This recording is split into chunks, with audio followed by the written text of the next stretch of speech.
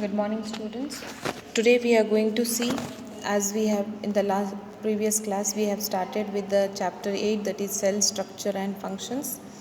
In this chapter, in the previous video, we have seen about the discovery of cell, that Robert Hooke has discovered the cell in 1665, and he has observed the slice of a cork under the simple magnifying device, and he has marked them as compartments, and those compartments he has considered it as a cell. But Robert Hooke, which he has observed the cell was a dead cell, and then these cells were called as the basic structural units of a living organism. These were called as the basic structure of a living organism, and it was compared with the bricks, which we have seen. As you can see in this picture, these compartments he has considered, and these compartments he called it as cells, and these cells were compared with the like a bricks of a wall. And these cells in a living organisms are very complex, and these complex living structure unlike the living non-living bricks, so they are very complex. And then in class 7 we have studied about that cells together will form a tissue, and tissues together will form an organ, and organs together will form an organ system, and organ system will together form a living organism. Then we have discussed about the cell. Then these cells we have seen about this. There are variety of cell in that one. Number of cells we have seen. If there are more number of cells, then we call it as multicellular, and if it is having one cell, we call it as unicellular. In multicellular organism, we have discussed that though each cell will be performing its own function, and in this one we will be having billions and thousands of cells will be present of different groups performing different functions. In multicellular organism means each functions will be there, like respiration is there, digestion is there, excretion is there, circulation is there. These all will be performed by different organs, and they have their own function. But when we are coming to single cell like paramecium and amoeba, they will be performing all the living organism activities by a single cell itself only. Means these single cell will be performing the functions like injection of food, digestion of food, respiration, excretion, reproduction. All these will be done with the help of a single cell only. So this was about the number of cell. Based upon it, we have classified it as multicellular and unicellular. Now today we will be discussing it about the shape of cells. Now cells are of different shapes. As you can see in the picture itself also, amoeba, that is also a single cell itself only, it will be taking its place. Then we will be having the red blood cells. You can see these are the red blood cells which we can see. Then we are having, these are the plant cells, xylem and phylum. Then we will be having, these are the muscle cells which you can see here. Then we are having, this is called as a nerve cell.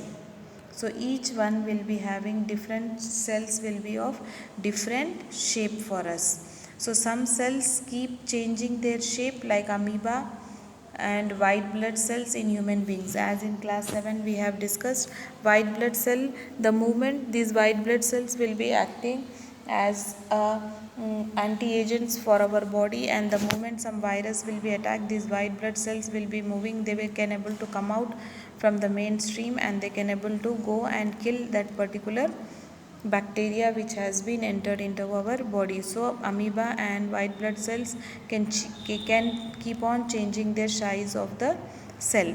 Some cells are like specially in spherical shape, round, elongated, spindle shape or branch shape. So your nerve cell will be having a branch shape. Human muscle cells will be in the form of spindle. We can able to see these red blood cells are in spherical in shape for us. This amoeba, how actually it can able to move, it can able to move through it will be having a projections on their body, and these projections will be calling it as a pseudopodia. Pseudo means false and podia means feet. This already we have discussed in class 7 for us. These projections appears and disappears on the amoeba moves or feeds. So this is how they will be doing it. And about the white blood cells, WBCs, in human, and this example of single cell which can change the shape of the size, and it will be full amoeba. WBC is a cell. Amoeba is a full-fledged organism capable of independent existence, but the shape of an organism will different for different functions. Depending upon the functions, it will be different. Generally, as we have discussed here, we will be having cell in round shape, elongated shape, pointed shape, shapes. Cells sometimes quite long, some are branched like nerve cell, which are called as neurons also. These nerve cell will be receives and transfers the messages, thereby helping to control and coordinate the working of different parts of our body. And these components of the cell are enclosed in a membrane. These cells provide shapes to the cell of plants and animals. Uh, in further part of our lesson, we will be discussing it how actually these cells will be getting the shape because of this cell wall and cell membrane. And additional covering, which we call it, will be having for the plant cell. It gives the shape, it will be rigid, and bacterial cell also will be having the cell wall for us. Then next is about the size of the cell. Size of a cell for us.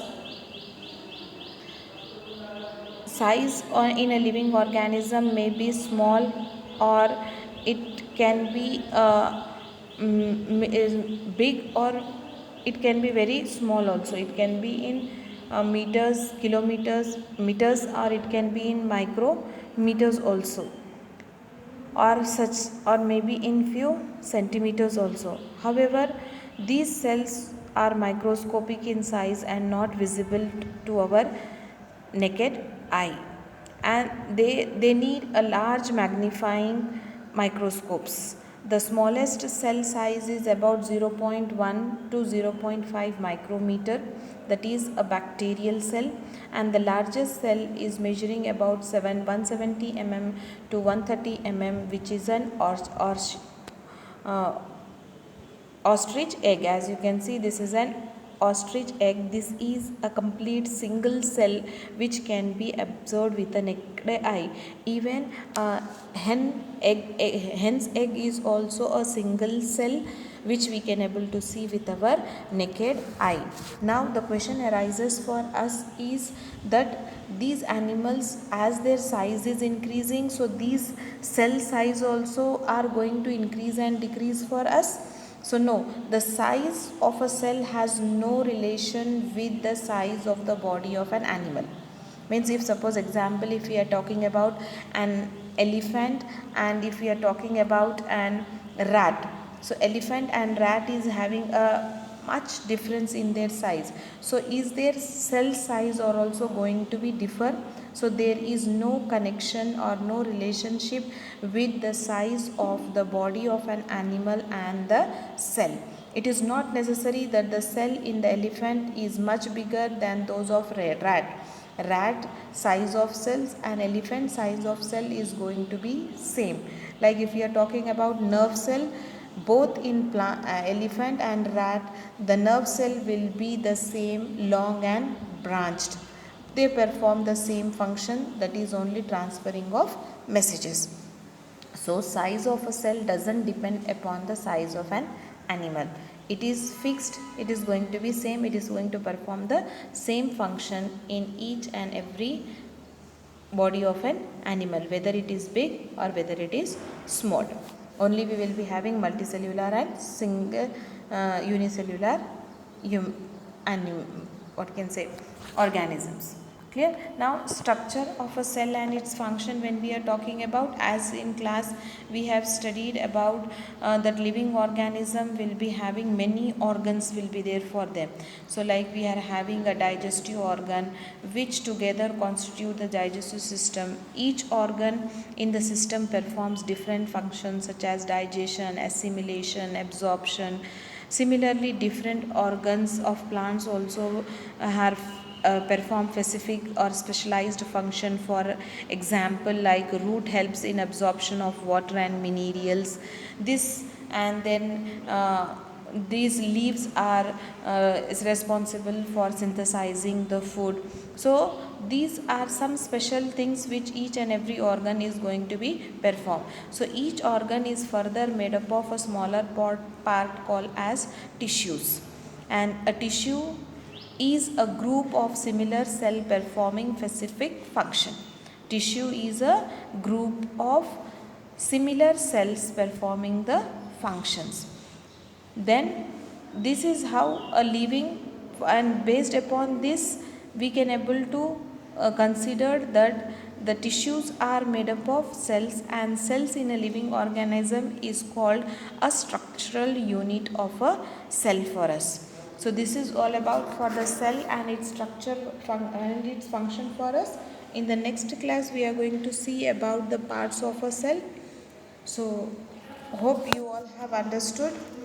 There is a worksheet given here. Solve those worksheet properly, and your assignments are necessary for you for your peer. These all assignments are for peer 2. It is compulsory that you have to watch the video also. Maybe in between or in the end of the video we will be giving you some assignments. Those assignments also you have to complete. Clear?